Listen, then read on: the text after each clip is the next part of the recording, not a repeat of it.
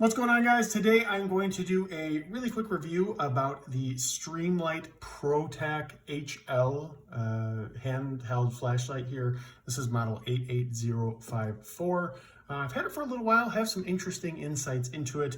So I kind of want to tell you some of the things I like about it, show you a little bit of how it works, and then also mention to you one thing that I think everybody should know before they actually buy it. So when I took it out of the package, these are the components that it comes with. So this is basically something that can kind of go in a belt or a uniform, that sort of thing. You can essentially just put your flashlight in here for holding it.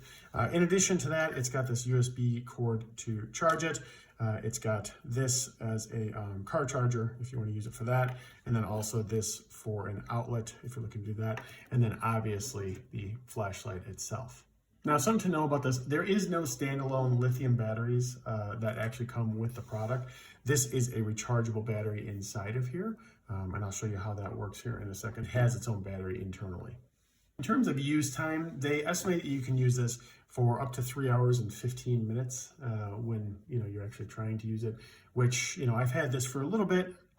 I don't know that I've actually gone up to 3 hours and 15 minutes, but I've used it quite a bit on camping trips, things like that, and I've had no problem with it. So it lasts for a pretty good amount of time from my perspective. So this flashlight here has 10-tap programming. So what that basically means is instead of pressing all the way down, which here we'll press all the way down, that's the high beam, that's the highest it goes. Instead of doing that, what you do is you press it lightly, and you can see that's when you do it. Right? It'll press lightly. I didn't click it in, right? But you can also do it twice, which will bring on a strobe, right? And then you can also do it three times, which will bring in the low light. See, that's the low light, and this is the highlight. So you see how the brightness there is different. And then in terms of using it, let's say that you want to lock it onto strobe. What we would do is we tap it twice, and then we would click it in, and then it will actually hold the strobe for us.